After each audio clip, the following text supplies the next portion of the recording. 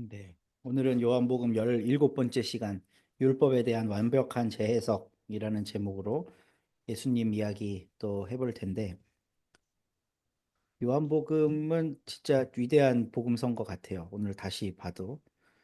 예수님을 정말 디테일하게 그리고 특별하게 묘사를 많이 했어요. 다른 복음서들보다.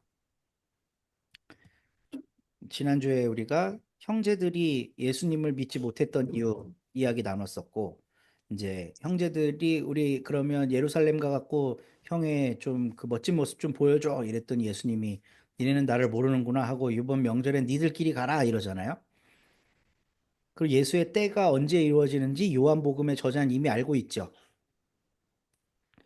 사형당하고 부활하고 나서 영광스러운 모습이 되실 때 그때가 이루어지는 걸 알고 있는데 아직 이 앞에 있는 사람들은 그걸 모르는 그런 상황이에요. 근데 오늘 말씀은 예수님이 자기는 안 간다고 해놓고 간 내용을 다루고 있어요. 네, 한번 볼게요. 주십사님 좀 읽어주실래요?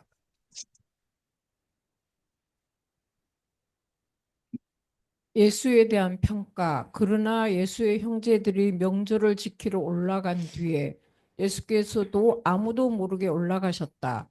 명절에 유대 사람들이 예수를 찾으면서 물었다. 그 사람이 어디에 있어? 무리 가운데서는 예수를 두고 말들이 많았다. 더러는 그를 좋은 사람이라고 말하고 더러는 무리를 미혹하는 사람이라고 말하였다.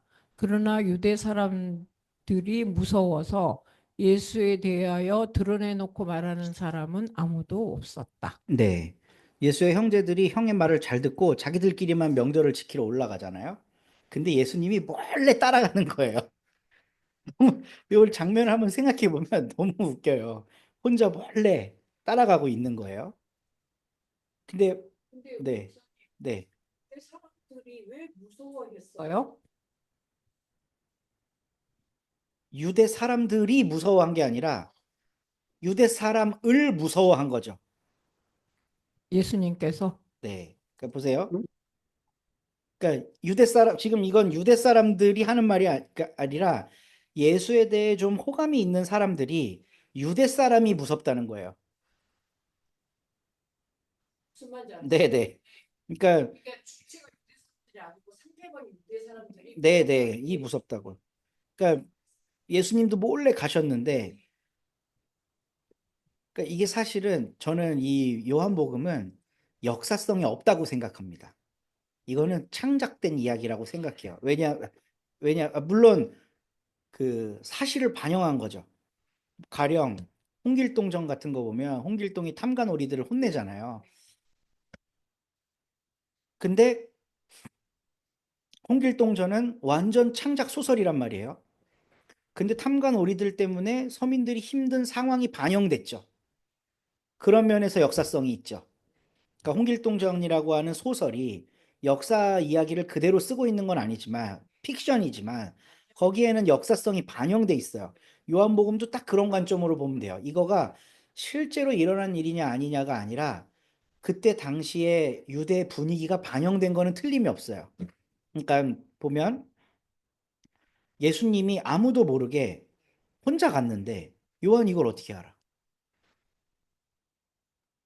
요한이 뒷공 그러면 예수님은 형제들 모르게 혼자 이렇게 몰래 가셨고 요한은 예수님 모르게 또 한 발자국 떨어져 갖고 몰래 예수님을 쫓아갔나?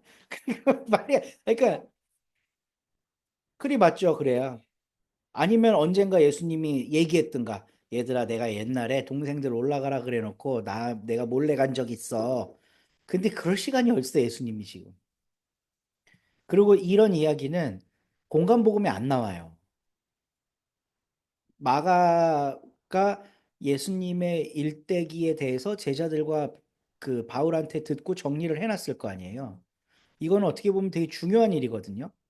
근데 이런 사실은 제자들이 아무도 모르고 있었던 거죠.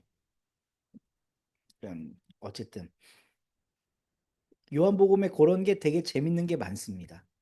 가론 유다를 설명할 때 다른 복음서에서는 그렇게 설명 안 하는데 요한복음은 그는 몰래 헌금 바구니에서 돈을 훔친 적이 있다. 뭐 이런 얘기를 써놓거든요.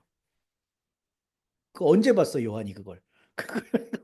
훔친 거 봤으면 그 자리에서 얘기했겠지.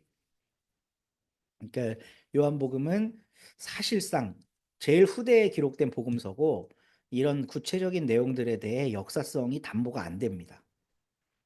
아무도 모르게 올라가셨다. 이런 구절이 있는 것도 몰랐을걸요, 아마? 네. 명절에 유대 사람이 예수를 찾으면서 물었다. 이거는 형제들한테 물어본 거겠죠. 예수의 형제들이 지금 집단적으로 올라가잖아요. 예수는 몰래 있어. 그러니까 사람들이 예수가 있는 줄은 몰라요. 그러니까 형제들한테 왜 니들끼리만 왔어? 예수는 그러니까 온갖 관심이 예수한테 있는 거예요. 지금 유대 사람들한테 무리 가운데서 예수를 두고 말들이 많았다. 더러는 그를 좋은 사람이라고 말하고 더러는 무리를 미혹하는 사람이라고 말하였다. 그러나 유대 사람이 무서워서 예수에 대하여 드러내놓고 말하는 사람은 아무도 없었다. 지금 말하고 있는 사람 중에 유대 사람들이 무서워서 드러내놓고 말하는 사람은 없다는 거죠. 그러니까 이게 오해를 하면 안 되는 게 유대 사람들이 예수를 찾아왔어요. 그리고 여기에는 무리가 있어. 유대 사람들이 예수 어디 있어? 이러고 있는 거예요. 왜 그럴까? 잡으려고. 유대 사람들은 예수를 잡으려고 그런 거죠. 그러니까 이 무리들이 그는 좋은 사람이에요. 뭐예요? 얘기를 하다가 유대 사람들이 오니까 이제 예수에 대해서 말을 다 삼가는 거죠. 음, 지금 그런 상황입니다. 근데 이 무리 가운데서는 예수에 대해서 좋은 사람이라고 말하는 사람도 있고 무리를 미혹하는 사람이라고 말하는 사람도 있어요. 예수에 대한 평가는 엇갈립니다. 이재명은 좋은 사람인가요? 나쁜 사람인가요? 좋은 사람이에요? 옛날에도 그렇게 생각하셨나요? 독하지만 독하고 막 형수랑 통화한 내용 나올 땐 다들 좀 싫어했을걸? 안 싫어했어요? 한결같이 좋아했어요? 어, 어, 어떻게 한결같이 한 사람을 좋아할 수가 있지? 뻥치고 있네. 어떤 한 사람을 무조건적으로 좋아할 수는 없죠. 문재인은 좋아요. 근데 옛날엔 좋았다가 지금 싫죠.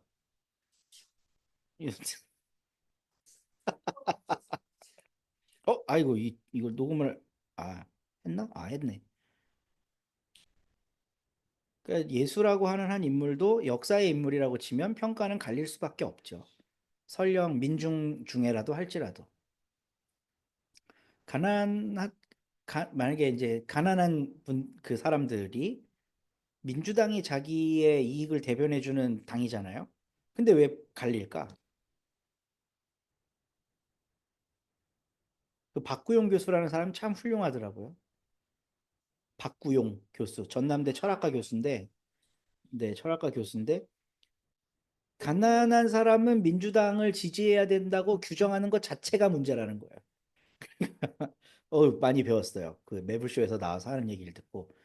왜 그러니까 누군가는 규정하는 존재고, 누군가는 규정당해야 되는 존재인 것 자체가 문제라는 거예요. 모두에게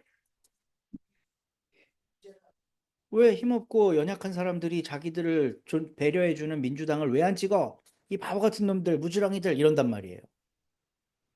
근데 그들도 뭐 가난한 사람 부자 이렇게 나눠놓고 그냥 생각해 본다면 부자랑 똑같이 자기의 정치적 결정을 자기가 할 수 있는 사람이라는 배려가 없는 거예요. 존중이 없는 거. 누구나 각자가 원하는 대로 선택하며 살 수 있는 게 민주주의의 본질인데 그 본질을 훼손하는 말이라는 거예요. 근데 예. 우리는 감경하고 싶은 마음이 누구나 있어. 그렇죠. 어. 조금만 그거 있잖아요. 그러니까 옛날 민주화 운동하던 사람이 강남에 아파트 사갖고 갑자기 윤석열을 좋아한다. 그럼 막 변절자라 그러고 막 그러잖아요. 그때 그와 지금의 그는 그냥 다른 사람인 거예요. 그 모든 선택들을 누구는 어떻게 선택할 수 있구나라는 걸 수용하는 게 민주주의인 거죠. 너의 그 선택은 잘못됐어. 이걸 교정해 주려고 하는 게 민주주의를 파괴한다는 겁니다. 그러니까 교정하려고 그러지.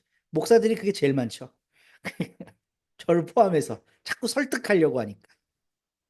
그러니까 어쨌든 예수에 대해서도 평가가 엇갈리고 있지만 중요한 건 예수도 몰래 온 것처럼 예수에 대해 말하는 사람들도 굉장히 조심스럽다는 거예요. 이런 건 요한이 이제 여기 보면 유대 사람들이 무서워서라는 말이 요한복음에 되게 많이 나와요. 잘 요것만 찝어내고 봐도 20군데는 나올 거예요. 유대 사람들이 무서워서. 맨 마지막에 아리마대 사람 요셉도 예수를 장사 지낼 때 유대 사람들이 무서워서 유대식으로 장사 지내요. 뒤에 보면 다 유대 사람이 무서워. 그러니까 지금 저는 이거는 요한 공동체가 유대교로부터 심각한 위협을 받고 있는 후대의 상황이 반영된 문서라고 보는 거죠. 그럴 수밖에 없어. 그러니까 교회의 역사를 보면 처음엔 유대교와 기독교가 나뉘어 있지 않았어요. 그냥 하나예요. 우리 요즘에 사도행전 보지만 초대교회가 어디서 생겨요? 예루살렘에서 생기죠. 그럼 예루살렘에서 성전에 모인 이 사도와 공동체에는 로마 입장에서 보면 무슨 종교일까? 유대교예요. 로마에서 보면 이단인가.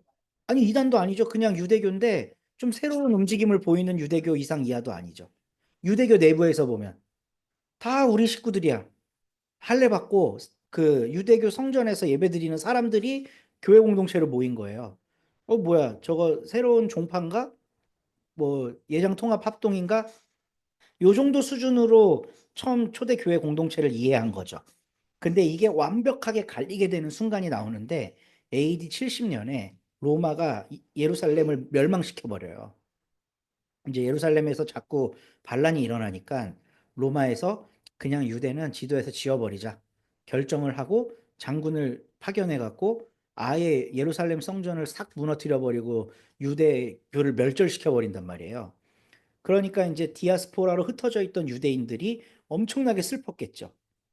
근데 이 슬퍼하는 가운데 안 슬퍼하는 놈들이 있는 거예요. 예수를 믿는 사람들은 유대교가 망해도 타격을 안 받는 거예요. 그러니까 유대인들 입장에서는 저 배신자 놈들, 민족이 지금 멸망당하고 예루살렘 성전이 짓밟혔는데 또 지들끼리 종교 생활을 한다고 이러면서 기독교를 되게 미워하기 시작해요. AD 70년 이후로 기독교랑 유대교가 딱 갈라지는 거예요. 완벽하게. 근데 요한복음은 AD 90년에서 100년 정도에 지어진 거거든요. 그러니까 이미 유대교인들이 기독교에 대한 미움이 극에 달했을 때, 그때 상황이 배경이 되는 거예요. 그리고 유대교 회당들에서 기독교인들을 축출해내는 거죠. 나가라고. 그러니까 요한 공동체는 로마의 압제도 압제지만 유대교인들의 공격이 훨씬 더 심각한 타격이었던 거예요. 근데 이런 본문은 공간복음에 안 나오거든요. 공간복음은 대체로 그 유대 성전이 멸망하기 이전에 기록된 자료들로 구성돼 있어요. 물론 마태복음이나 일부 복음서에는 70년 이후에 망한 상황을 염두에 둔 이야기들도 있는 경우가 있어요. 공간복음에도. 근데 대체로 마가복음은 기록 시기가 5, 60년대로 잡거든요. 그러니까 그 뭐라 그럴까? 요한복음이랑은 거의 한 세대 이상의 시간차가 있는 거죠. 그래서 요한복음은 이건 다른 공간복음서에 아예 안 나오는 내용이에요. 그러니까 유대교가 실질적인 그 공동체의 위협이 되는 상황 속에 예수가 이런 행동을 하셨다는 게 요한 공동체에 필요해서 적은 거라고 저는 봅니다. 네. 그래도 저의 신앙에 한 톨의 영향도 주지 않아요. 오히려 더 강화시키지. 이런 얘기를 하면 기독교인들이 발작을 하면서 그러면 복음서가 역사적인 게 아니라는 거냐 막 이러고 거품을 불거든요. 그 역사적인 거라고 믿는 너는 어떻게 사는데 도대체? 무슨 신앙을 갖고 사는데 그 신앙이 당신과 당신 공동체를 어떻게 영적으로 고양시키고 있는데 이거에는 답을 못 해요.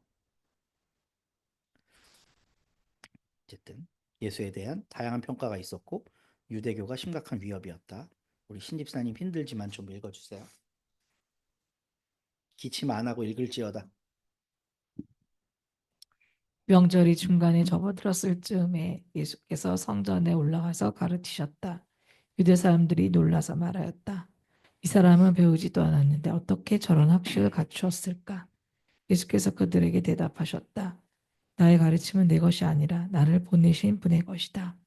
하나님의 뜻을 따르려는 사람은 누구든지 이 가르침이 하나님에게서 나온 것인지 내가 내 마음대로 말하는 것인지를 알 것이다. 자기 마음대로 말하는 사람은 자기의 영광을 구하지만 자기를 보내신 분의 영광을 구하는 사람은 진실하며 그 사람 속에는 불의가 없다. 이것도 공관복음에 안 나오고 오직 요한복음에만 나오는 말이에요. 아니, 예수님이 겸손하신 분인데 저는 이런 얘기를 한 적 없다고 봅니다. 이것도 좀 충격적인. 이건 예수의 겸손과 그분의 성품을 봤을 때 나는 진실하며 나는 불의가 없다 이러고 있는 거거든요. 아, 누가 이렇게 얘기를 해요? 나는 깨끗하다. 홍준표 같은 사람이나 이렇게 얘기하지. 어, 시대 진짜. 어. 아니 그러니까 이거는 요한이 본 예수지. 그러니까 요한이 예수님에 대해 평가를 이렇게 한 거지. 예수가 나는 진실하다. 나는 불의가 없다. 이랬겠냐고 상식적으로. 우리가 보고 듣고 배운 바 예수에게는 불의가 전혀 없고 그분이 하신 모든 말씀은 진실이다. 라고 하는 관점을 갖고 예수의 이야기를 펼쳐가는 거예요. 그리고 이것도 앞뒤 맥락이 안 맞아. 예수님이 몰래 왔잖아요. 근데 갑자기 사람들 제일 많이 모이는 성전에 왜 가? 그러니까 아예 말이 앞뒤가 하나도 안 맞아, 이거는 그냥. 숨어서 몰래 지켜보고 오려고 갔는데 갑자기 사람들 제일 많이 모이는 데 나타나서 설교를 해요. 이것도 앞뒤가 그러고 유대 사람들 피해 갖고 내가 지금은 올라갈 때가 아니다. 나 가면 잡혀 죽어. 이래 놓고 그냥 당당하게 나타나 버리거든요. 그러니까 유대 사람들이 아니 배우지도 않았는데 어떻게 저런 학식을 갖추었을까? 저는 예수님이 젊은 시절에 인도 갔다 왔다 뭐 이런 이야기들이 있거든요. 약간 제야 학자들 사이에서 저는 그거 완전 잘못된 생각이라고 봐요. 그러니까 예수님이 석가의 가르침을 받고 왔대. 아니, 그 그거가 예수의 가르침 중에 자비와 사랑을 말하는 대목이 불교 경전하고 겹치는 게 많거든요. 그러니까 예수는 아주 어린 시절부터 여행자였다는 거예요. 그래서 여- 유대 땅에서 인도까지 한 번에 못 가요. 가려면 메소포타미아 수메르 문명을 지나서 그리고 그 인도에 갔어도 인도 북부 지역으로 가야 된단 말이죠. 그래서 만약에 남부까지 순례를 했다고 쳐도 그러면 이제 뭐 힌두교의 여러 종교적 이야기들과 뭐 불교 이야기 이런 거를 접했을 수도 있죠. 그래서 그렇게 다양한 종교를 섭렵하고 가는 길엔 페르시아도 있었또. 그러니까 시리아, 바빌로니아, 페르시아 그걸 지나야 인도거든요. 거기까지 가는 동안 수많은 종교들을 접하고 온 거죠. 그렇게 해서 다시 유대 땅으로 돌아와서 공생애를 시작했다고 말하는 학자들이 생각보다 많습니다. 우리가 긴 세월을 교회에서나 성경에서 그러니까 얻어 들은 얘기를 하는 거예요. 알아서 말하는 게 아니라 고 그 뭐지 어디서 태어났죠? 거기서 나사렛 음, 예수 거기서 예루살렘하고 벗어난 적이 없다고 저희는 배웠거든요. 근데 어, 마태복음에 따르면 네, 예수님의 어린 시절 묘사가 있잖아요. 네. 예수님이 남유다 베들레헴에서 태어나요. 거기에서 헤롯이 그 폐악질을 부리니까 이집트로 도망가죠. 거기 이집트 가까운 땅이 아니에요. 이집트까지 내려왔다가 다시 북부인 나사렛으로 올라가서 갈릴리 마을에 살잖아요. 뭐 만약 12살까지 그런 일이 이루어졌다고 생각해 봐요. 그러면 예수님이 12년 동안 수천 킬로미터에 이르는 여행을 하면서 산 거예요. 이미 어린 시절에. 마태복음이 역사적 사실이라고 본다면. 근데 저는 마태복음에 나와 있는 그 내용도 마가나 누가가 보증하지 않아요. 마가랑 누가에는 예수님이 이집트 갔다 온 얘기가 없거든요. 그거는 모세의 이야기를 하기 위해서 마태가 선택한 방법일 뿐이에요. 그러니까 우리 성경을 그냥 이렇게 심플하게 봐야 돼. 그게 역사적 사실인지 아닌지는, 그러니까 복음서는 처음부터 끝까지 다 역사적 사실이 아니라고 생각해도 상관없어. 왜냐하면 각 저자의 관점으로 예수의 일대기를 그려낸 거예요. 함석헌 평전을 읽어요. 그 평전이 역사적 사실이라고 다 믿나? 아니에요. 그 평전을 쓴 저자가 함석헌을 어떻게 보고 있는지가 중요한 거예요.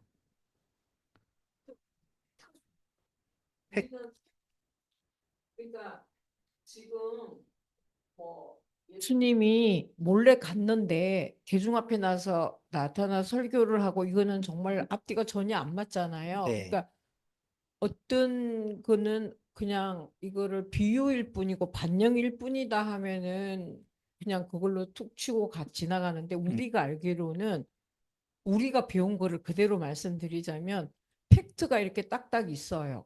그럼 팩트가 쭉 이렇게 하려면 이거를 이제 구슬처럼 깨는 작업이 그 중간에 문장으로 들어가서 이렇게 해서 성경이 만들어진 게 아닌가 저희는 그렇게 알고 있어요. 저는 그냥 뭐 이게 신앙의 위해가 전혀 안 된다고 생각하기 때문에 그냥 말씀을 드리면 2000년 전 어느 순간인가 예수라고 하는 역사적 인물이 상당한 돌풍을 일으켰다. 유대 사회와 로마 사회에. 이거는 팩트라고 봐요. 그리고 그 사람의 활동이라는 건 가난한 사람들하고 연대하고 병자들을 치유하고 죽은 자가 살아났다는 소문이 돌 만큼 강력한 신비와 어떤 주술적 치료 행위가 동반됐다. 그 사람의 삶에는. 이거는 역사적 진실일 수 있어요. 그러니까 이 전체의 내용을 보면. 그러니까 그거는 역사적 진리고, 그리고 더 중요한 거는 예수가 죽었다가 살아난 그 자체가 역사적 진실이라고 말하는 게 아니라 예수가 살아났다고 주장한 예수의 직계 제자들 그룹이 현존했음은 틀림없다. 이게 역사적 사실인 거지. 너무 어렵나? 네, 네. 근데 저는 이 얘기가 오늘날 우리들의 신앙을 더 풍요롭게 해줄 수 있다고 확신해요. 왜냐하면 오늘날은 과학주의 시대고 합리주의 시대인데 예수의 부활이라고 하는 거가 해결이 안 되거든요. 그러면 예수의 부활을 의미화해야 되는데 기독교는 보수 기독교, 전통 기독교는 그걸 의미화하는데 실패했어요. 그 세상 지식, 철학, 과학과 맞섬으로써 창조과학 이야기 해버리고 안 믿으면 지옥 간다 그러고 이렇게 해버림으로써 예수의 부활을 오늘날 의미 있게 재해석하는데 실패했다고. 주류 기독교는. 그래서 앞으로의 종교개혁, 기독교개혁, 우리 기독교가 새로운 시대에 계속해서 예수의 복음을 존속해 나갈 수 있으려면 우리는 우리가 기존에 받았던 그냥 머릿속에 입력해놨던 이 기독교에 대한 표상을 완전히 뒤바꿔 버려야 된다. 예수의 부활 역사적 사실 아니라고 말해도 된다. 그래도 우리의 신앙에 조금 더 위해가 가해지지 않는다. 근데 예수의 부활 때문에 목숨 걸고 살았던 제자 공동체, 교회 공동체가 있었다는 건 이거는 역사적 사실이 아닐 수가 없다. 그들은 예수의 부활을 믿었기 때문에 공동체를 이룬 거거든요. 그러면 내가 그 믿음의 동기화가 된다는 건 그들이 어떤 기록을 남기고 어떤 삶을 살았는지를 우리의 삶으로 재해석하는 거거든요. 그러니까 지금 사도행전 하고 있지만 초대교회가 로마 치하 속 유대교 바로 옆에 붙어갖고 유대교도 못했던 로마도 못했던 공동체가 가난해지지 않는 이상을 실현해내잖아요. 그거 실현하는 게 오늘날 우리의 과제라고 봐야 된다는 거예요. 그게 예수의 부활을 믿는 교회가 해야 될 일이라는 거죠. 그 안에서 예수가 다시 살아나시는 거. 아니 어저께 민동주랑 한 30분을 통화를 했잖아요. 제가 운동하다가 밤 12시에. 그 동주 얘기 들으셨어요, 옆에서? 동주가 아빠 나는 도무지 이해가 안 돼. 예수님은 지금 우리한테 안 보이잖아? 근데 어떻게 예수님을 믿어? 예수님이 죽었다가 살아나셨대잖아? 어떻게 그게 말이 돼? 이러는 거예요. 어젯밤에 12시에. 그래서 동주야 아빠가 나중에 죽으면 이러니까 그 얘기를 하지 마 이러는 거예요. 아빠가 나중에 나이가 많아서 죽으면 없어지잖아. 근데 동주가 슬프겠지. 근데 한 3일 슬퍼하다가 아빠를 싹 까먹어. 그럼 아빠는 진짜 죽는 거야. 근데 까먹지 않고, 어떤 음식을 먹을 때, 이건 우리 아빠가 좋아했던 건데. 어려운 일을 당했을 때, 우리 아빠도 어려울 땐 이렇게 이렇게 했는데. 이런 걸 기억하면서 우리 아빠면 어떻게 했을까? 이 생각을 하며 살면 아빠는 죽어도 죽은 게 아닌 거거든. 계속 동주를 통해 살아가는 거야. 예수님도 똑같아.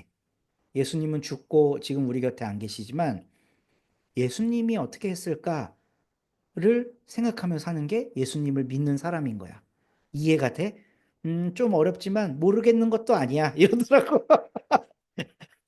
어, 모르겠는 것도 아니야. 그러니까 어린 아이도 이해할 수 있는 방식으로 우리는 부활을 얼마든지 재해석할 수 있어요. 예수의 부활을. 이거 안 믿으면 죽어, 지옥 가, 이런 방식으로 안 해도 부활을 설명할 수 있는 무궁무진한 방법들이 있다고요.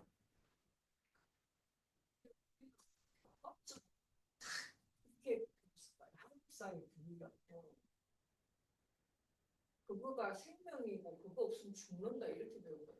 저는 이 책임을 돌리자면, 아니, 미국 선교사들 탓이라고 봐요. 그 사무엘 마펫이 마포 3열 선교사가 장신대 세우고 뭐 이런 사람이거든요.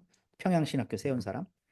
근데 아예 선교사 공의회와 한국교회 목사들을 불러놓고 뭐라고 하냐면, 한국 사람들이 마구잡이로 해석하지 않도록 우리 선교사가 가지고 온 이 복음이 여기서 하나도 변하면 안 된다는 것을 주입시켜 줘야 됩니다를 선교사들한테 교육해요.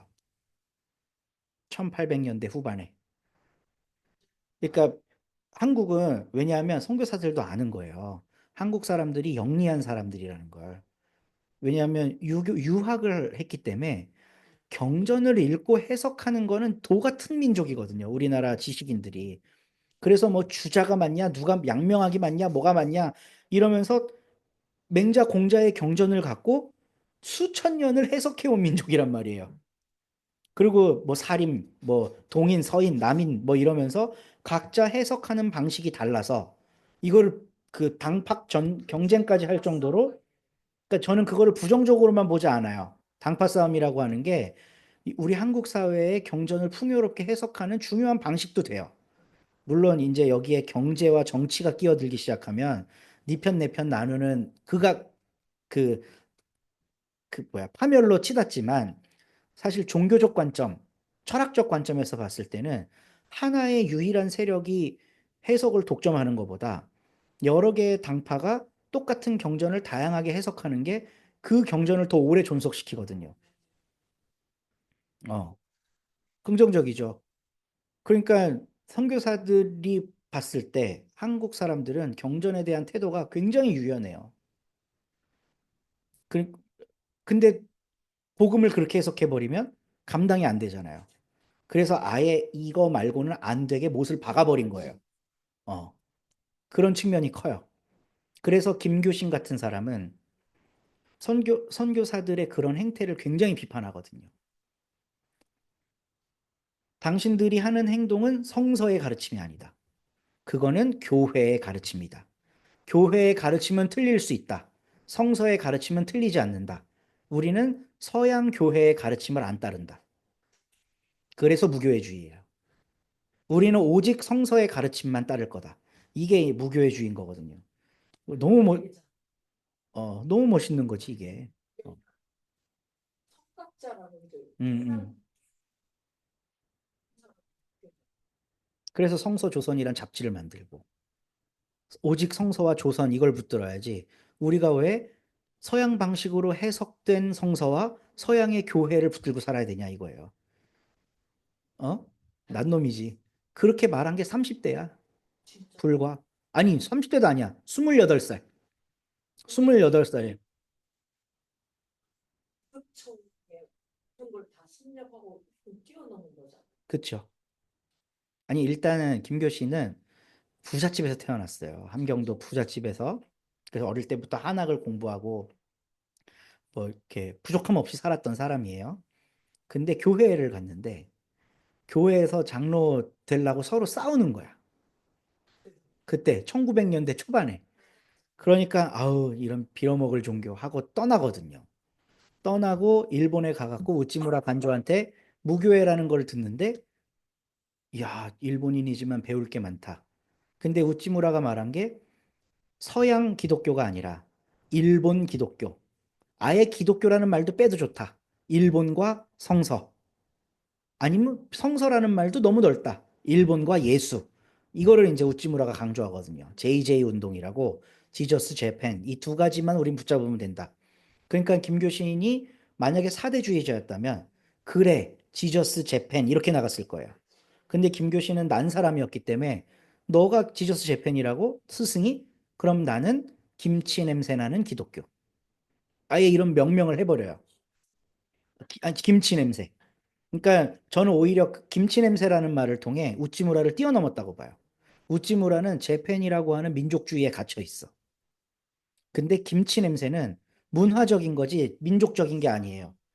우리와 함께 한 정신을 공유하는 모든 사람들을 위한 기독교란 뜻이지 조선, 대한민국 이런 어떤 세상이 정해놓은 국가라는 체제에 가둬놓질 않는 거예요.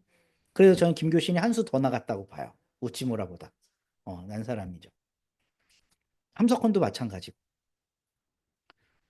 어쨌든 뭐 이렇게 산으로 가지?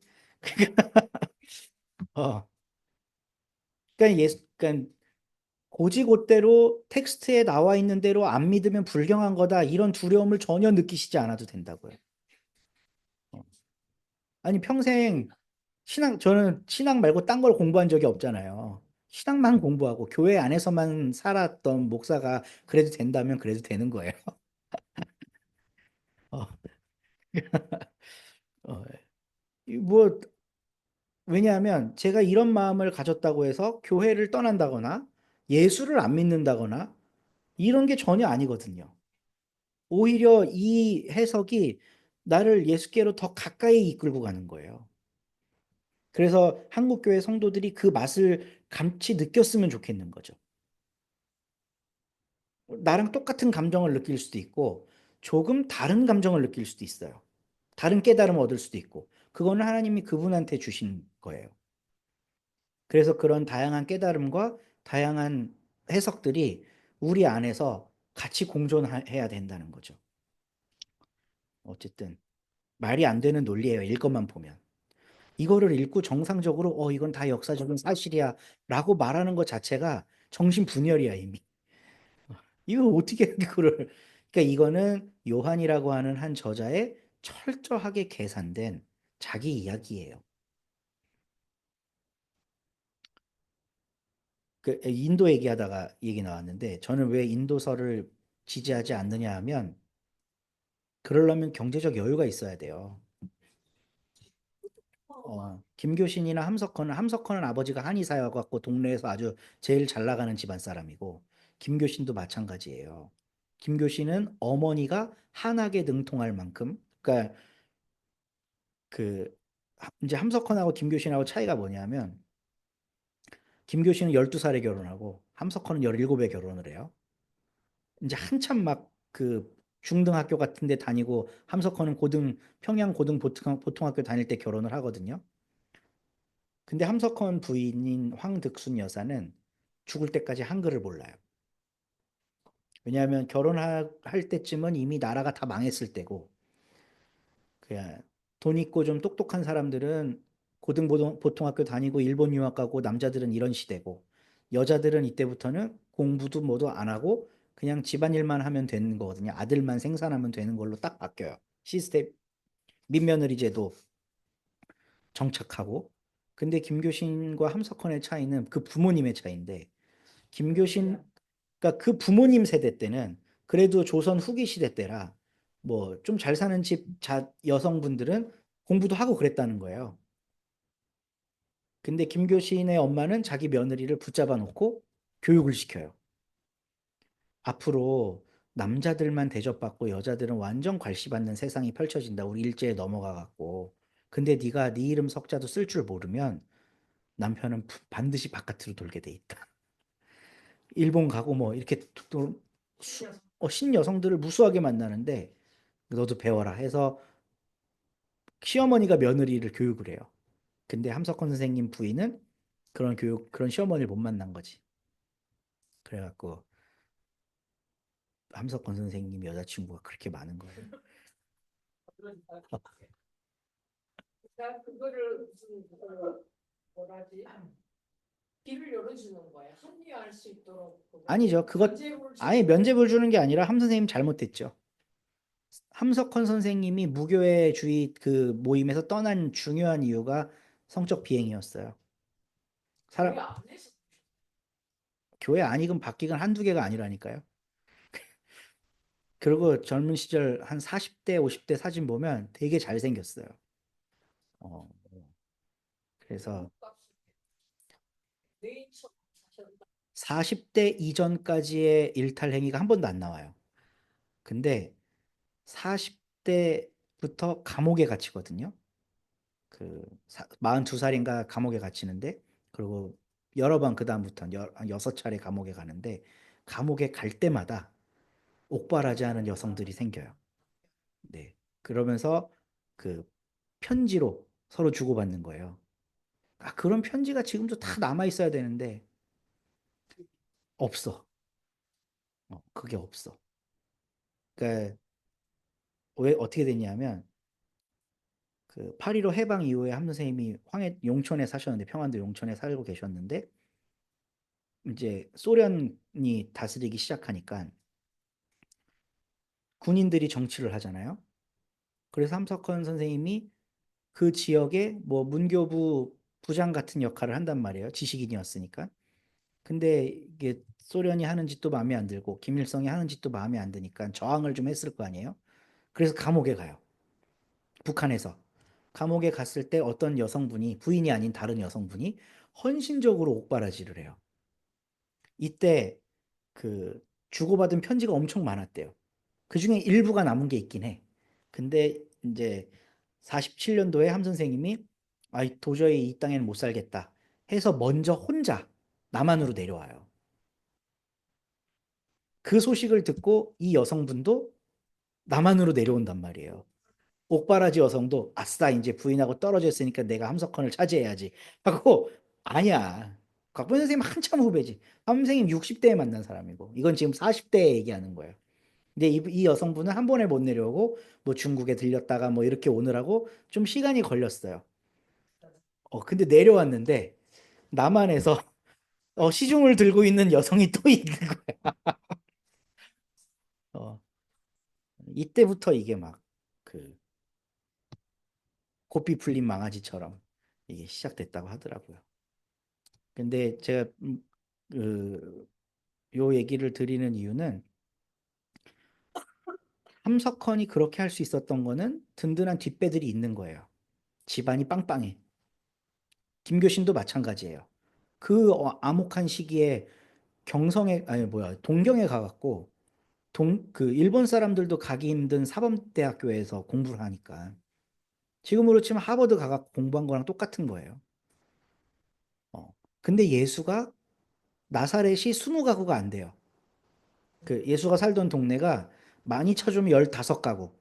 그러면 그 동네 사람들 다 아는 거지. 그리고 이제 유대 사람들은 나사렛에서 무슨 선한 것이 나느냐 뭐 이런 얘기 하잖아요. 나다나엘도 그렇고 구약 성경에 나사렛은 한 번도 등장하지 않아요. 단 한 번도. 근데 예수는 나사렛 출신이란 말이에요. 그러니까 뻔한 동네.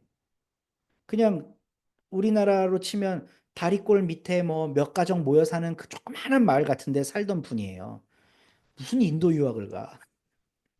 무슨 인도를 순례하고 뭐 여행객이 돼. 너무 낭만적으로 보는 거야, 지금.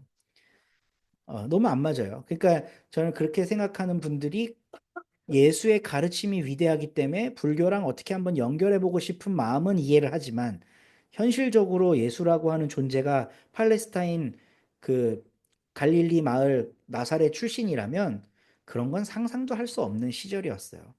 그러니까 배우지도 않았는데 어떻게 저런 학식을 갖추었을까? 이 말이 맞는 말이죠. 예수든 아마 일자무식이었을 가능성이 높습니다. 그를 몰랐을 가능성. 하나님의 뜻을 받드는 거죠.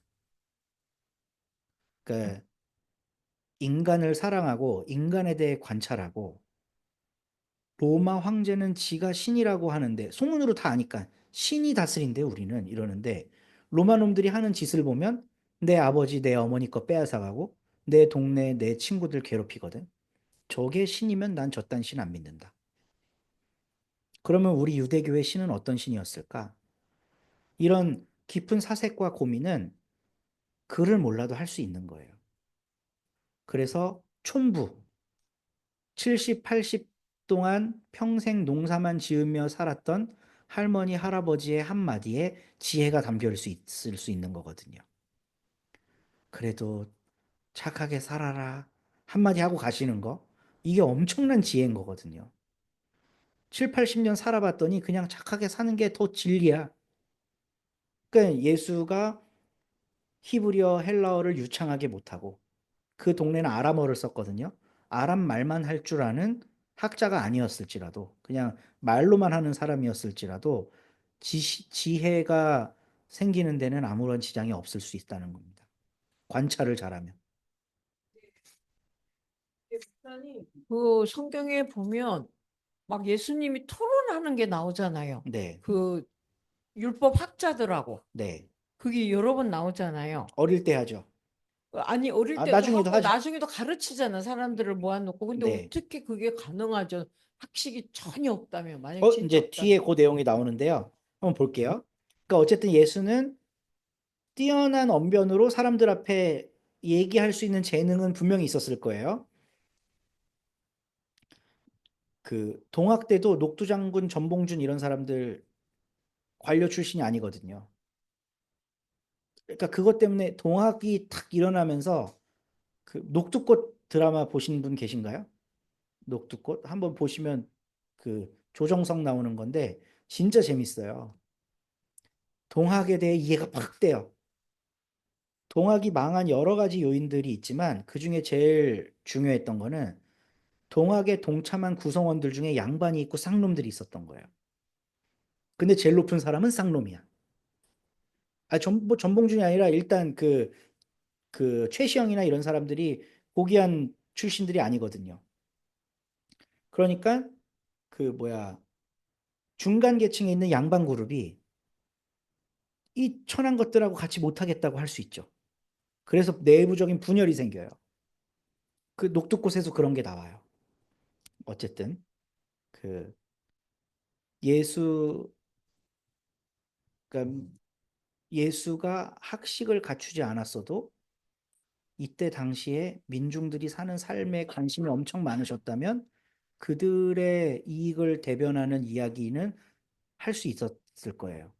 근데 그게 누구에게 기분이 나쁘냐? 공부한 관료들은 그게 기분이 나쁘겠죠.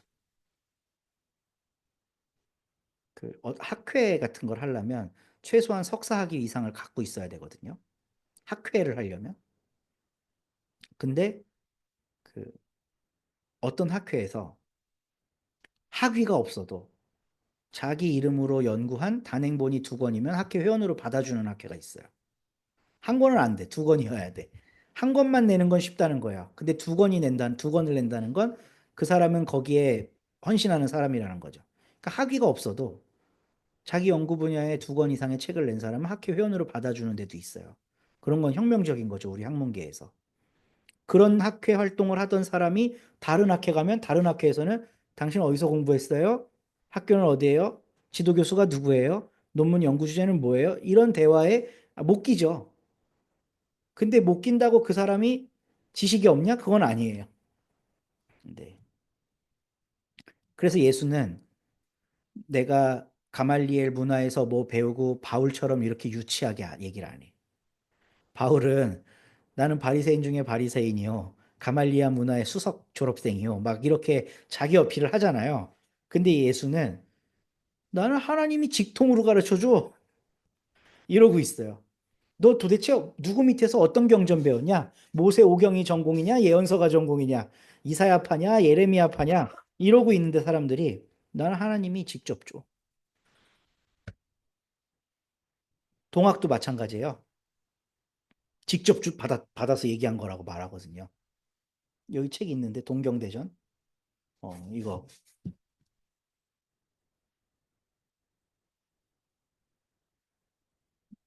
이 동경대전이라는 거. 이건 한번 읽어볼 가치가 있습니다. 동경대전은. 용담유사도 마찬가지고. 공학의 진수를 알 수 있는. 근데 이걸 쓴 창시자가 난 하늘에서 직통 계시 받은 거다 이래버려요. 예수님도 지금 그 얘기를 하고 있습니다. 하나님이 나를 직접 보낸 거다. 지금 내가 하는 말은 내 말이 아니라 하나님의 말이다. 자기 마음대로 말하는 사람은 자기 영광을 구하지만 난 영광을 구하지 않아. 하나님의 영광만 구해. 그래서 진실하고 불의가 없다. 자기가 했기는 참 어려운 말이지만 어쨌든 요한은 예수님이 이렇게 말했다고 평가를 합니다. 종호 형제님 여기 좀 읽어줄래요? 그러나 모세가 너희에게 율법을 주지 않았느냐? 그런데 너희 가운데 그 율법을 지키는 사람은 한 사람도 없다. 어찌하여 너희가 나를 죽이려고 하느냐? 무리가 대답하였다. 당신은 귀신이 들렸소. 누가 당신을 죽이려고 한단 말이오. 예수께서 그들에게 말씀하셨다. 내가 한 가지 일을 하였는데 너희는 모두 놀라고 있다. 음. 제가 오늘 제목을 율법을 재해석하신 예수라고 말한 게 뭐냐면 모세가 너희한테 율법을 줬다. 근데 너희 가운데 율법을 지키는 사람은 하나도 없다. 이렇게 율법에 대해 새롭게 해석을 하세요, 예수님이. 어찌하여 너희가 나를 죽이려고 하느냐? 우리는 아직 죽이려고 하는 마음이 없어. 우리가 언제 죽이려고 그랬어요? 내가 한 가지 일을 하였는데도 너희는 모두 놀라고 있다. 이 한 가지 일이 뭘까요? 안식일에 사람 고친 거예요. 안식일 날 사람 고친 거, 그 일을 말하고 있는 거예요. 근데 율법에 따르면 안식일에 사람 고치면 돼요, 안 돼요? 안 되죠. 근데 안식일 날 봐봐. 남자들은 할례를 받아야 되잖아요. 할례는 언제 받죠? 할례를 받는 타이밍이 있잖아. 어릴 때인데 난 지 8일 만에 받아야 돼요. 그 8일이 안식일이면 못 받아요? 난 지 8일 만에 받으라는 조항이 있어. 근데 안식일에는 일하지 말래. 이 두 개가 공존할 수가 없잖아요. 그러면 유대인들은 어떻게 했을까? 아니에요. 할례는 했어요. 네. 그러니까 예수가 그 얘기를 하는 그러니까 저는 예수님이 학식이 뛰어난 게 아니라 이 모순을 관찰하고 파악하시는 능력이 있는 분이라고 봐요. 뒤에 바로 딱 나옵니다. 모세가 너희에게 할례법을 주었다. 사실 할례는 이건 이제 짝대기는 요한의 각주죠. 사실 할례는 모세에게서 비롯된 것이 아니라 조상들 아브라함 시대 때부터 한 거잖아요. 아브라함이 이삭 낳고 하잖아요. 이스마엘 낳을 때까지는 할례를 안 받아요. 그래서 유대인들은 이스마엘이 아니라 이삭이 정통이라고 보는 거예요. 할례라고 하는 언약을 행하고 얻은 아들이기 때문에 이삭은 난지 8일 만에 할례를 받거든. 그때 이스마엘도 같이 받아요. 그러니까 어디에 정통성이 있어? 이삭한테 정통성이 있는 거지. 이스마엘은 8일 만에 못 받았잖아. 그러니까 할례 안 받고 보낸 시간이 많잖아요. 그러니까 조상들의 법이란 말이에요, 원래 이거는. 모세는 너에게 할례법을 주었다. 이 때문에 너희는 안식일에도 사람에게 할례를 준다. 근데 안식일에 이거 하면 불법이잖아. 모세의 율법을 어기지 않으려고 사람이 안식일에도 할례를 받는데 내가 안식일에 한 사람의 몸 전체를 성하게 해주었다고 해서 너희가 어떻게 나한테 분개하느냐. 이게 공부하고 지식이 있어야 할 수 있는 말인가요? 아니에요. 그러니까 고려 말기에 수량지종의 땅이라는 게 있어요. 수량지종은 거둘 수 있는 만큼 최대한의 세금을 거두고 있다는 거예요. 그게 80%예요. 쌀이 10가만이 나오면 8섬을 나라에 바치고 2섬 갖고 사는 거예요. 그게 사람이 못 살죠. 근데 고려 말기에 이제 이건 이성계의 말이에요. 안 믿어요. 저는 이성계 나쁜 놈이라고 생각하기 때문에. 근데 이성계가 고려가 망하고 새로운 왕조가 들어서야 된다는 당위로 뭘 들이대냐면 이미 수량지종의 땅인데 일할을 더 받았다. 이러는 거예요. 그럼 구할을 내야 돼. 못 살죠. 그러면 일할 갖고 못 사니까 관이나 부자들한테 쌀을 꾸겠죠. 쌀을 꿀 때는 겨랑 돌이 섞인 쌀을 받고 갚을 때는 생쌀을 갚아야 돼. 어. 그러니까 그런 삶을 사는 농민들이 그러라면 그러고 말라면 말고 이럴 수 없잖아요. 그럼 농민은 관리를 찾아가서 뭐라고 할까요? 사또, 그 사또는 아니었지만 뭐 현령이든 뭐든 사또라고 해요. 사또, 이게 사람 사는 삶입니까? 우리가 쌀 10섬 받아서 원래 법에 기록된 대로 하면 3알에서 4알 내는 겁니다. 법을 안다니까 농민들이. 3알에서 4알 내고 나머지 갖고 우리 먹고 살아야 되는데 당신들이 전쟁한다, 뭐 한다, 외적 막는다, 명목 붙여갖고 8알까지 받았죠. 우리 다 순종했어요, 그때. 근데 거기서 더 내라니. 이게 도대체 어느 나라 법입니까? 이거를 공부해야 알아요? 공부 안 해도 알아요. 농민들은 법을 안다니까요, 다. 그러니까 이 땅을 살아가는 수많은 가난한 사람들, 착취당하는 사람들은 법을 다 알아요. 공부한 판관들만 아는 거 아니에요. 그런 관점에서 예수를 보면 예수가 뭐 경전을 연구하고 유대교 율법을 보고 뭐 가말리엘 문화 가서 안 했어도 일상의 삶을 통해서 얼마든지 지혜와 지식을 다 얻을 수 있다는 거예요. 그러니까 자기도 난 지 8일 만에 할례 받았잖아요. 그리고 자기 동생들 할례 받는 거 다 봤을 거 아니에요? 근데 할례 받을 때는 의원이 받아주는데 내 동생이 뭐 천연두 같은 게 걸렸어 예를 들어서 이래 갖고 병원 가면 안 받아줘. 그러면 예수가 그걸 보고 무슨 이런 개똥 같은 법이 있어? 이거 얼마든지 생각할 수 있는 거거든요. 그 당연한 진리를 그냥 얘기하는 거예요. 너네가 모세의 법을 지키려고 할례법은 지킨다고 하면서 안식일에 사람 고치는 것 같고 왜 자꾸 지랄들이야? 이게 하나님 뜻 아니냐? 하고 율법을 재해석하는 거죠, 예수님이.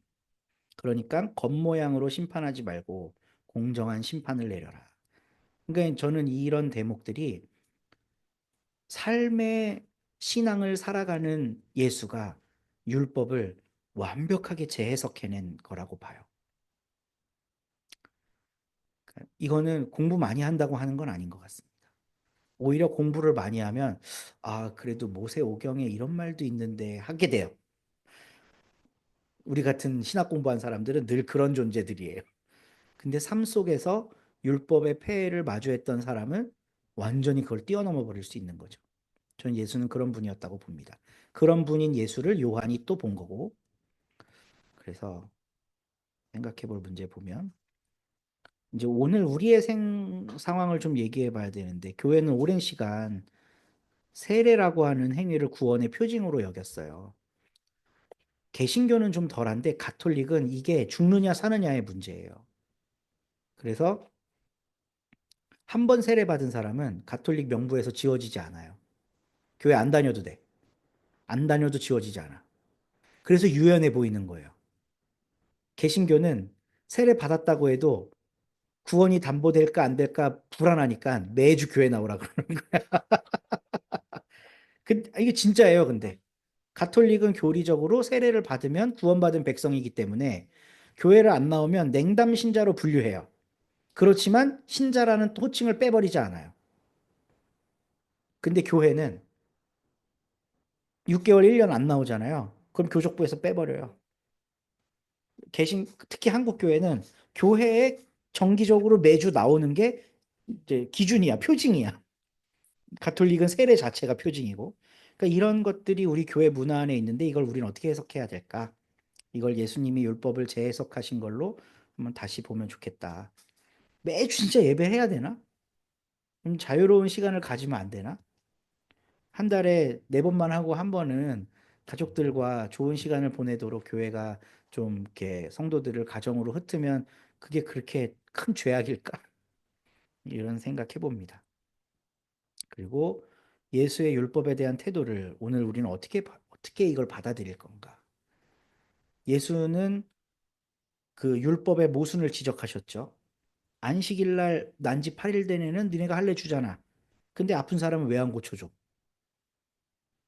할례를 하면서. 할례도 일종의 의료행위거든요. 돌칼을 갈아야 되고 포피를 베야 되고 지혈해야 되고 그리고 피 만지면 돼, 안 돼? 안 되는데 그 만지는 건 허용이 돼. 할례라는 이유로. 그러니까 서로 상충되는 율법을 예수는 이렇게 모순을 꼬집으셨는데 이걸 우리는 이런 걸 어떻게 받아들일 수 있을까? 그래서 아까 무교회주의 신앙 얘기를 했잖아요. 어, 교회가 구원을 담보하는 기구가 아니라 성경이 구원을 담보하는 책이다. 성경까지 가면 너무 방대하니까 예수만이 우리의 신앙을 담보한다. 라고 하는 이 무교회주의 신앙이 오늘날 우리들의 신앙생활에 어떤 유익을 줄까? 이런 고민을 좀 해봅니다. 네, 질문이나 보충이나 하실 말씀 있으시면 이제 자유롭게 해주시면 되겠습니다. 이순 집사님 얘기 좀 해주세요. 저는 전적으로 오늘 말씀에 동의하고요. 저는 요즘에 어른들을 만나고 사람을 만나면서 제가 언제나 생각한 건 엘리트주의가 절대로 지혜를 담보할 수 없다. 그러니까 제가 모시는 분은 학교를 못 나왔어요. 딱 1년 학교를 다녔대요. 엄청 지혜로우세요. 제가 오직한 그분을 보면서 어머니, 그냥 어머니라고 부르거든요. 어머니만큼 지혜로운 분 못 본다. 그리고 어머니만큼 사람을 품는 분을 못 본다. 그리고 제가 맨날 이렇게 정말 그건 진심이에요. 그리고 어, 제가 그분의 인생을 보면서 엊그제도 이제 제가 이제 어르신하고 이렇게 어르신 아프셔서 좀 누워 계시면서 이렇게 만져드리면서 옆에서 계속 이야기를 나눴는데 아들이 오더니 아 우리 엄마 완전히 뭐 상전이네 막 이러는 거예요. 그 집 아들이 이제 하루 일하고 하루 쉬니까 버스 기사니까 그래서 제가 어머니 상전 되셔야죠. 어머니 평생 어떻게 사셨는데 이제는 상전으로 대우받고 사셔야 된다라고 제가 근데 그게 그냥 제가 요양보호사라서 해드리는 게 아니에요. 오직하면 남들이 저한테 그래요. 왜 그 집 가냐? 왜, 그러니까 너 남들 요양보호사보다 왜 이렇게 많은 일을 하면서 그 집을 다니냐라는 말을 해요. 왜냐면 아들 음식이면 제가 그런 것까지 다 해주니까. 근데 저는 그 어르신의 삶이 그런 대우를 받고 마지막까지 사시다 가셨으면 하는 정말 그런 마음으로 제가 오직하면 그분을 보면서 내 삶의 의미에 대한 나는 더 좋다라고 얘기를 하는데 그렇듯이 저는 정말로 지금 말씀하신 대로 저는 그런 생각을 예수님은 하나님한테 받은 지혜고 지혜를 가지면 실은 지식을 뛰어넘는다고 저는 생각하거든요. 왜냐면 보이니까. 통찰력이 보이거든요. 내 눈으로 이렇게 보이거든요. 그래서 저도 솔직히 우리 엄마한테 가끔 제발 좀 봐라. 그러니까 배운 분들의 특징이 이렇게 좀 막혀 있다는 생각은 좀 들어요. 그러니까 내가 아는 지식을 뭔가 배워야 된다. 그러니까 그거에서 저는 벗어나야 돼. 엄마도 무슨 얘기하면 나 안 배웠어. 삶을 어떻게 다 배워. 보려는 게 있어야 알지. 이제 그런 말을 제가 저희 어머니한테 좀 많이 하는데 저는 그 말에 전적으로 동의하고요. 그러고 제가 무슨 얘기를 하려고 그랬는데 아까 들으면서 갑자기 또 얘기하다가 까먹었네요. 그러니까 그렇듯이 조금 우리가 무교회주의. 근데 무교회주의가 좋아요. 저는 성서에 대해서 제가 저번에도 말씀 교회를 넘어서 성서가 되게 중요하다고 생각하는데 이제 하나 저한테 딜레마는 왜 매주 모여야 되나에 저는 딜레마를 공동체로 보거든요. 그러니까, 그러니까 이제 이건 약간 딜레마예요. 제가 삶으로서 약자에게 나누는 걸로 정말 하나님의 공동체의 삶이 끝나는지, 믿는 자들의 모임을 통하여 우리가 더 믿음을 더 서로 키워가고 이 믿는 자들의 공동체에 대한 부분에 저는 교회의 포커스를 솔직히 두는 부분이거든요. 그러니까 솔직히 교회로 제가 무교회주의도 좋고 성서를 공부하고 이러는 부분은 뭐 혼자든 뭐 어쨌든 또 이렇게 좀 그런 말씀을 도움을 받을 분들이든 충분히 그렇게 할 수 있는데 이 믿는 자들의 공동체라는 부분, 구원이 아니라 이 부분은 교회만이 할 수 있는, 그냥 캐톨릭도 그냥 단순히 교회 가고 그냥 너무나 방만하게 크기가 있다고 생각해요. 근데 이게 그냥 약자에 대해서 하나님이 더 예수님이 섬겼던 그들을 섬기면서 저에게 그 공동체로 끝나도 되는지.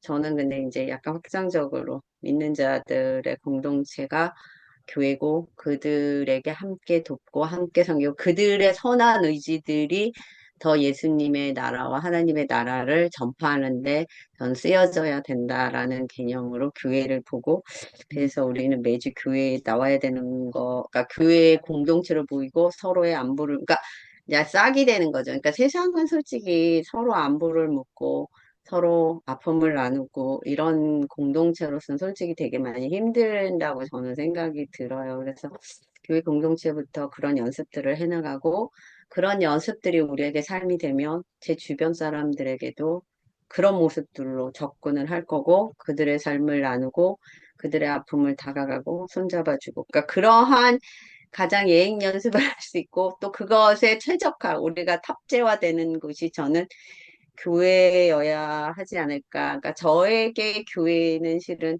무교회주의의 의미는 뭐 저는 충분히 인정을 하는데 무교회주의의 단점은 나의 어떤 구원이나 신앙과는 충분히 가능성을 가질 수 있는데 이 공동체 부분에 대한 딜레마의 해결. 그러니까 예수님이 절대 혼자서 저는 그래요. 예수님이 정말 공동체가 필요 없다면 열두 제자도 필요 없으시죠. 뭐 열두 제자가 뭐가 필요하시겠어요. 뭐 그들 데리고봤자 이해도 못하고 알지도 못하고 근데 그걸 끊임없이 가르치시고 끊임없이 키워내시잖아요. 그 영역들을. 그래서 그 12명의 부족한 그 정말 아무것도 몰랐던 그 제자들이 예수님 후에 그 씨앗이 되고 그 공동체가 됐듯이, 아니, 그것이 됐듯이 저에겐 교회는 그런 곳이어야 하고, 그러니까 그런 약간 뭐, 약간의 유토피아죠. 그런 것들을 갖고 있다 보니까 너무 교회가 그 역할을 현재 기존 교회들이 그런 역할을 너무 못하고 있고, 그냥 뭐, 뛰어난 말씀, 뭐 나의 은혜, 그냥 만족감 이런 거는 뭐 충분히 저는 체육도 가능하고 모두 가능하고 그러니까 찾고자만 한다면 내 교회가 아니라도 그럴 수 있다고는 생각하지만 내 교회에서의 그러니까 내 자식의 특별함 같은 그러니까 내 거니까 너무 소중하잖아요. 진짜 아까도 말씀드렸지만 저 요즘에 힘든데도 우리 애가 엄마 강아지란 말을 했을 때 제가 못마땅한 것도 있지만 그래 데리고 와 라는 말 한마디 그냥 토 안 달고 제가 해요. 그 이유는 하나거든요. 내 사랑, 내 사랑을 줄 수 있는 존재이니까. 그러니까 이제 그런 교회들을 통해서 우리가 그런 거를 확장해가는. 근데 저는 이제 목사님 말씀대로 내 가족에게 돌려보내도 좋지만 가족이 없는 친구들이 교회로 오면 그들에게는 여기가 따뜻하게 그래서 우리가 이민자 교회는 무조건 밥을 주는 이유가 한국 밥을 못 먹으니까 교회가 힘들어도 한국 밥을 주거든요. 그러니까 저는 그게 외국에서는 정말 좋았다고 생각해요. 그러니까 그들에게 한 끼에 일주일에 딱 한 번이라도 한식을 먹일 수 있는 기회, 음, 이런 것들이 공동체고 삶이고 사랑인데 우리가 지금은 너무 풍족해서 다 잃어가고 있는 거 아닌가 그런 생각. 그래서 이 교회에서 외롭고 소외된 사람이 와서 여기서 내가 사랑받는 존재. 그래서 저번에도 조금 제가 정경주 집사님을 뭐 너무 챙기게 보이실 거라는 생각은 해요. 솔직히 저도 그런 마음. 근데 그분에 대한 특별한 마음이 아니고 그냥 정경주 집사님이 전에 저한테 왜 남편이 때렸는데 같이 살아요? 그런 얘기를 물어본 적 있어요. 그러니까 아기 낳기 5년 동안 없었을 때 그 남편이 교회 가면 머리끄댕이를 잡아다니고 막 때렸다는 거예요. 근데 왜 도망 안 갔어요? 라고 물었더니 저에게 누군가 이렇게 없어지는 거, 갑자기 사라지는 거, 가족이 그게 저한테 제일 무서웠어요. 라고 얘기를 하셨던 얘기가 있었어요. 그래서 그분에게 제가 그냥 작지만 안부를 자꾸 물어주고 어디 갈 때 같이 가자. 이 한마디가 그분에게는 이 사랑의 공동체에 그게 소속이고 그러지 않을까. 그냥 제 마음에 제가 그냥 확신이어서 그냥 그렇게 자꾸 액션을 하고 안부를 묻고 뭐 만날까요? 우리 같이 밥 먹을까요? 뭐 그런 얘기를 하는 이유는 그분이 그 상처가 되게 있다는 얘기를 하셨거든요, 저한테. 그래서 저는 조금 그런 게 교회였으면 좋겠고 음, 저는 그래서 그래서 매주라는 의미는 뭐 당연히 더 귀한 자리가 있으면 거기 가야죠. 그게 더 맞다고 생각해요. 그러니까 그게 더 위로의 자리고 소외된 자의 자리고 그러면은 근데 이제 저는 이 교회라는 것이 그런 분들을 위해서 우리가 좀 더 그런 노력들을 해야 되는 공동체였으면 하는 그냥 저의 믿음의 바람입니다. 네.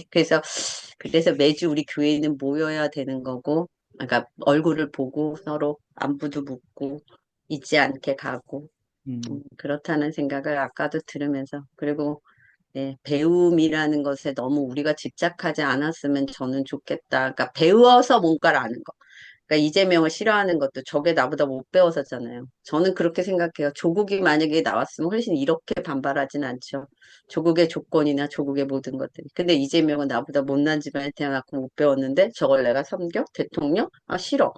그런 생각을 하는 분들 진짜 많아요. 엄마네 교회만 해도 너무 싫어요. 정말 닭살 돋기 싫어하는 사람 엄청 많아요. 그것도 특히 서울대 나오고 뭐 그런 분들은 정말 어떻게든 이재명은 떨어뜨려야 돼. 이런 사람 되게 많거든요. 부자인 분들, 강남 쪽에 사시는 분들. 근데 그렇듯이 그러니까 조금 우리가 이 배움보다는 이 배움을 삶으로 전환할 수 있는 일들을 저는 했으면 좋겠고. 아니, 그래도 우리 교회는 이렇게, 그래도 이렇게 하려는 시도와 또 그걸 부수려는 어떤 의도들을 갖고 있는 생각들에 대해서는 저는 정말 음, 좋게 생각하고 우리가 계속 이런 부분들을 해나갔으면 하는 바람들, 네, 그런 게 있습니다. 있습니다. 네, 다 공감합니다. 요즘 모임이라고 하는 거가 너무 다양해져 갖고 당근에 들어가 보잖아요. 요 파주 일대에 진짜 모임이 너무너무 많아요. 그냥 줄넘기 같이 하실 분 하면 줄넘기 모임 있고 같이 걷는 사람, 자전거 타는 사람, 등산 가는 사람, 커피 먹는 모임, 뭐 와인이나 위스키 같은 거 먹는 모임. 이런 게 당근에 가면 종호 형제는 볼 때 있죠, 그런 거. 어? 아니 내가 나갔다는 게 아니라 혼자 나간 게 그런 게 있다고. 그런 게 있다고. 예. 진짜 무수하게 많아요. 그러니까 어떤 공동체적 니즈는 과거나 현재나 변함이 없는데 그 니즈를 채워주는 공간도 비약적으로 많아졌기 때문에 이제 교회도 이렇게 뭐라 그럴까 주일날 우리는 예배하러 모입니다라고 하는 거 귀한 일이에요. 그 너무 소중한 일이고 또 이민교회에선 밥 한 번 먹는 거가 정말 큰 위로고 한국 교회도 이민자들을 위한 교회는 꼭 밥을 먹어야 되겠죠. 뭐 그러니까 뭐 한국어 교실도 열어주고 뭐 이런 것들이 많잖아요. 근데 어떤 세상이 다양해진 만큼 교회도 모임이라고 하는 거에 대해 되게 다각도로 생각해야 되겠다는 필요성은 느껴요. 어제 그저께 그 창원 지원 부장판사라는 분 이분이 저는 되게 의미 있게 들었는데 그 어떤 꼰대 목사님이 무교회주의에 대해 막 비판을 한 거예요. 아니 에베소서에 교회는 그리스도의 몸이라 그랬는데 그 교회를 부정하는 게 말이 됩니까? 막 이러는 거예요. 고신 출신 목사님이에요. 그러니까 그 부장 판사님이 손을 들고 저는 목사님, 저는 평신도지만 목사님 얘기에 전혀 동의하지 않습니다. 그 오늘날 한국 교회는 목소리가 하나입니다. 창세기에 보면 목소리가 하나인 바벨탑 망했습니다. 목소리가 하나일 때 교회는 망할 수밖에 없습니다. 세상에 다양한 사람들이 살면 교회도 한 교회가 다양해지라는 말이 아니라 여러 다양한 형태의 교회가 나와갖고 다양한 사람들이 하는 말을 이해하고 공감하고 같이 이야기할 수 있는 교회들이 다변화돼야 되는데 뭐 무교회주의다 이 한 말 갖고 발끈하고 이단 삼고 모든 교회가 다 그러면 어떻게 이 다양한 세상을 품습니까? 이러는 거예요. 그 부장판사님이 똑똑하기도 하지. 그래갖고 어우 쓸만한 분이시다 이러고 봤는데 이제 이미 뭐 그런 활동을 많이 하고 계시더라고요 여러 단체에서. 그러니까 그리고 또 한 분은 평신도 분인데 고신교회 이제 장로님 피택 되실 분이에요. 60 되신 분이고 근데 자기가 장로가 되려는 이유는 지금까지 했던 일을 바꿀 수는 없지만 앞으로 교회가 결정하는 것에 선한 영향이 될 수 있지 않을까라는 생각에서 장로를 하겠다는 거예요. 그러면서 독서량이 이분은 엄청나고 그 목사보다 훨씬 나. 그 시편을 10가지 이상의 번역을 대조하면서 자기만의 시편 번역본을 만들고 뭐 이러는 분이에요. 평신도인데 사업하는 분인데. 그래서 야, 이제는 이 목사라고 하는 집단이 신학을 독점하고 교회를 한 목소리를 내는 공동체로 만들고 이런 세상은 이미 끝났다. 이미 평신도라고 이름 부를 수도 안 돼. 그냥 그리스도인들이, 다양한 그리스도인들이 굉장히 다양한 방식으로 새로운 교회들을 이루어가고 있다. 바깥에서 혹은 기성교회 안에서 이미 다 하고 있다. 그 감각을 놓치고 있는 존재는 이 목사들 집단밖에 없다. 이런 생각을 거의 확신하게 됐고, 모임이라고 하는 것도 우리가 오랫동안 신앙생활을 했기 때문에 교회 안에서 어떤 모임을 갖는다라는 걸 정형화시키거든요. 근데 엄청나게 다양하게 구상할 수 있을 것 같아요. 우리 서로 공동체에 어떤 결핍을 느끼는 분이 있다면 그 니즈를 함께 공감하는 여러 형태의 모임들 앞으로 해나갈 수 있으면 좋겠습니다. 이종호 형제도 한 말씀. 잘 들었습니다. 할렐루야.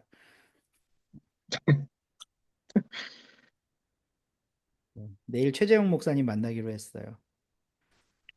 아침에 어, 나보고 그 뭐 선교단체 기부금 영수증 해줄 수 있는 단체로 만들어 달라고 그러셔갖고 독립교회 연합회 가입하시라 그랬습니다. 그것 때문에 물어본 거지. 거기 근데 독립교회 연합 거기 너무 악덕이야. 한 달에 10만 원이나 받아 그 행정 비용 해주는 거를. 그럼 단체 하나에 120만 원인데 1년에 기청이도 120만 원 낸다며요. 그러니까 의사들은 돈이 많으니까 이제 기부금이 많으니까 120만 원보다 세금 절세 효과가 많을 텐데 뭐 교회가 10만 원씩 내고 어떻게 교인들 우리 교회만 생각해 봐. 우리가 예정 통합에 가입이 안 돼 있어. 그래서 독립교회 연합하면 120만 원 내야 돼. 그렇게 갈취를 그 작은 교회들 갈취해 갖고 그 이게 너무 불편하더라고요. 저는 그게 우리 그 예정 통합 서북 선호회에 있으면서 저희는 1년에 9만 원 내요. 그 교인 30명 미만의 미조직 교회는 빈 9만 원이야. 그리고 노회에 9만 원 내고 시찰에 거기에 10분의 1, 9천 원. 그러니까 9만 9천 원을 헌금으로 돼요. 상회비로. 1년에. 근데 우리가 독립교회 연합이었다면 12배를 내야 되는 거예요. 그 그래서 야 이거 진짜 도둑놈들이다. 그리고 독립교회 연합 내가 이번에 들어가 살펴봤는데 가입 조건이 성도 7명 이상이면 해주더라고. 우리는 15명이 넘어야 해주거든요. 근데 7명으로 시작하는 교회가 1년에 120만 원을 내야 돼. 기부금 해주려고. 이건 진짜 너무한 것 같아. 망할 거야, 독립교회에서 연합회. 어. 아니, 그러니까, 이 말이 안 돼. 교회의 사정을 보고 거기에 맞게 이렇게 할 수 있는 프로그램을 해야지. 어쨌든 아주 희한합니다. 교회들이 돈 버는 방법은 제일 잘 알아. 제가 목사고시 그 간사로 한 4, 5년을 일했는데요. 한 해에 목사고시 보는 사람이 1,500명이에요. 제가 일할 때만 해. 1,500명이 한 12만 원을 내요. 한 사람당. 그러면 그게 막 1억 5천만 원 정도 되거든요. 고시 한 번에. 그 돈이 다 어디로 가는지 아세요? 고시 위원들 호텔, 거마비, 그리고 수고비. 그 66명의 각 노회에서 파견한 위원들이 한 명씩인데 이 사람들 다 큰 교회 목사들이에요. 작은 교회 목사들 하나도 없어. 그리고 교회에다가는 총회에 부름을 받아서 목사를 뽑으러 갑니다 하고 갈 거 아니에요. 그럼 거기서도 뭐 차비도 대주고 다 해주잖아. 그럼 여기 와갖고 4성급, 5성급 호텔에서 며칠씩 머물고 밥 먹고 일도 안 해요. 그냥 농담 따먹기나 하고 정치 얘기나 하고 이러지 와갖고 얼마나 화딱지가 나든지. 주집사님도 한 말씀.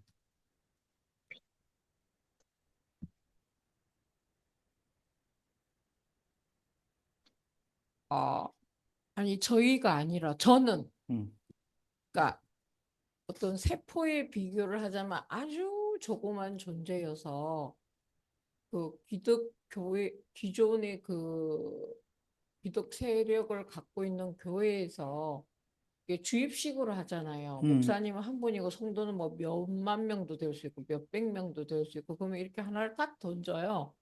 그럼 그거를 딱 받아서 그게 무슨 큰 소중한 자산처럼 그걸 붙들고 살았어요. 솔직히 삶 음, 자체가.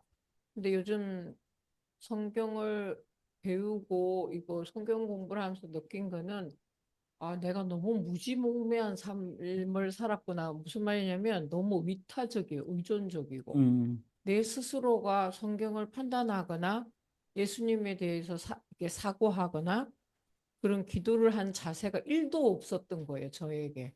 음, 기도조차도 교회에서 가르쳐 주는 대로. 음, 그리고 내가 하는 사고도 그 목사님이 말씀하시는 대로 딱 그 사고의 틀에서 못 벗어나고 거기서 벗어난 사람을 이렇게 X를 제가 치는 거예요. 음, 마음속으로. 그렇게 살아오다 보니 갑자기 이거를 탁 걷어내고 너 스스로 사고를 해봐. 네가 이걸 판단해봐. 이 성경은 비유일 뿐이야. 네가 이 본질을 깨뜨려 봐. 이러니까 뭐라 그러지? 이곳이 조사오니 하는 그 게으름 있잖아요. 신앙적인 게으름. 그게 너무 길들여져 있어서 이거를 딱 벗어나서 내가 스스로 일어서서 자립적으로 뭘 할 수 있다는 자체가 안 되는 거예요. 이게 음, 쉽게 말하면 엄두가 안 나는 거예요.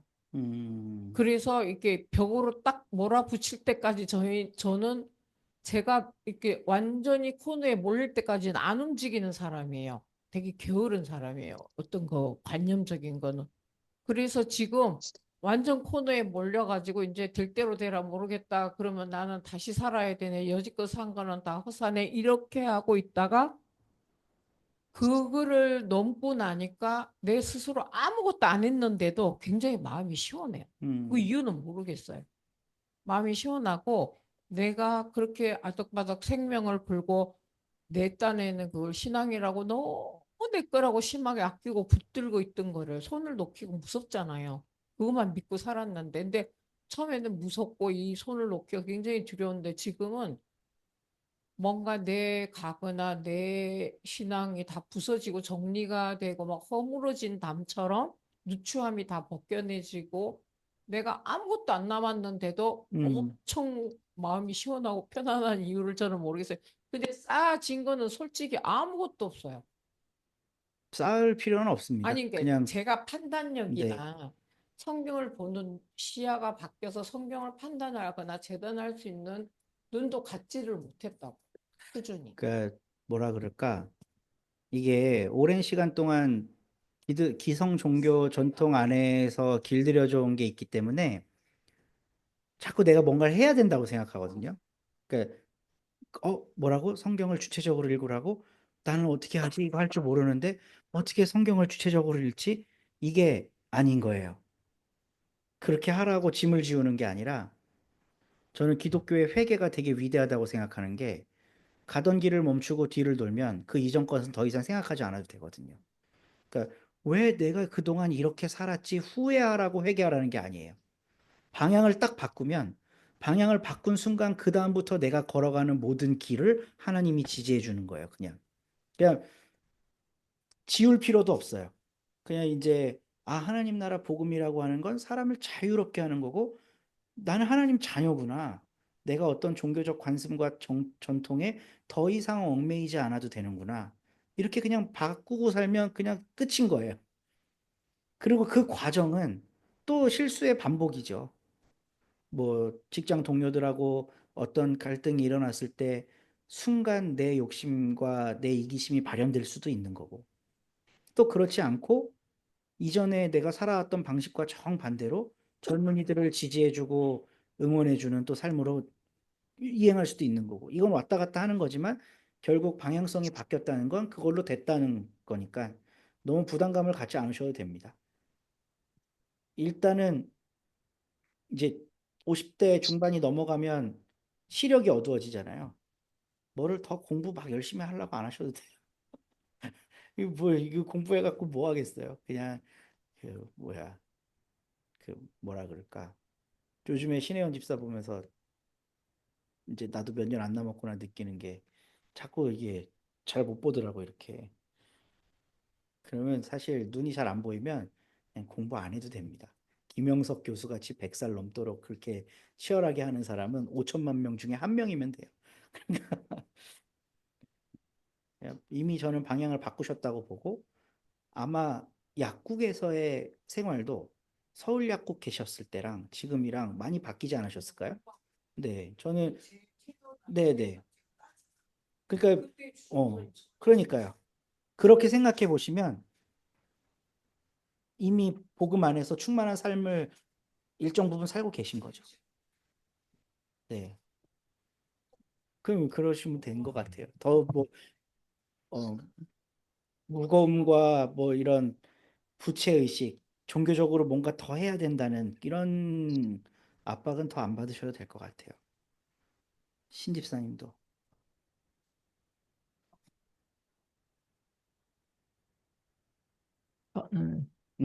이래서 김교신 하는구나. 김교신 선생님이 굉장히 감동을 받아서 저는 솔직히 말해서 함석헌보다 김교신이 더 훌륭하다고 봐. 물론 김교신도 한번 바람 폈지만 바람의 문제가 아니에요. 여자 그러니까 그 그 간호 여자 그 뭐야 간호 선생 일본인 선생이랑 잠깐 또 그러거든요. 썸씽 정도가 아니에요. 여튼 뭐 그런 그냥 무턱대고 받아들인 종교가 아니라 내 민족을 참 사랑하는구나 하는 생각도 들고 진정한 애국자가 아닌가. 하여튼 김교신에 대해서 다시 좀 공부해보고 싶다는 생각이 들어요. 음. 사실 장기려 박사님이 성서 모임을 하잖아요. 이런 게 그러니까 지금 기청의에서 하고 있는 거, 이 뿌리가 김교신이에요. 그러니까 함석헌이 물론 부산 성서 모임 가고 이건 이제 뒤에인 일이지만 함석헌의 뜻으로 본 한국 역사가 언제 나온 거냐면 성서 조선 동인들 수양회에서 나온 거예요. 1년에 한 번씩 저기 동주한테 있어요. 1년에 한 번씩 일주일 동안 수양회를 했거든요. 방학 때. 그 방학 때 이번에는 한 형이 주강사로 한국 역사에 대해 좀 얘기 좀 해주시오 이런 거예요. 김 교신이. 그래서 일주일 동안 같이 합숙하면서 공부하면서 함석헌 선생님이 성서적 입장에서 본 조선 역사를 강의한 게 지금의 뜻으로 본 한국 역사예요. 1930년대. 그러니까 그런 어떤 모임, 경전을 읽고 나누고 뭐 생각하는 모임들의 사실 시초가 성서조선 모임이야. 그러니까 기독청년 의료인회로 박사 논문 쓰려면 이런 걸 연결시켜 보세요. 그러니까 어떤 왜냐하면 30, 40년 동안 지금 수요 성서 모임이 유지되고 있잖아. 이건 엄청난 컨텐츠거든. 이걸로 써 박사 논문 그냥. 이 성서 모임의 출처는 뭐며 그러면서 역사 이야기하고 김교신 이야기하고 함석헌 장기려 얘기하고 김용복 이야기하고 이러면서 앞으로도 이런 성서 모임이 한국 사회와 각 뭐 단체들 뭐 의료인만이 아니라 뭐 문서 선교하는 사람들 모임, 체육 활동하는 사람들 모임 다양하게 기독교인들이 포진해 있잖아요. 이런데 이런 다양한 성선하는 모임들이 만들어져야 되는 당회 같은 거를 하면 되겠네.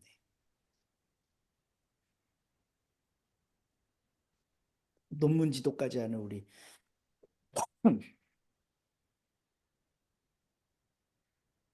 그러면 오늘은 여기까지. 더 하실 말씀 있으신 분 계시면 오늘은 여기서 마치도록 하겠습니다. 좋은 한 주들 되시고. 하여튼 신집사님 아프지 않게 잘 조심해서 다녀오세요.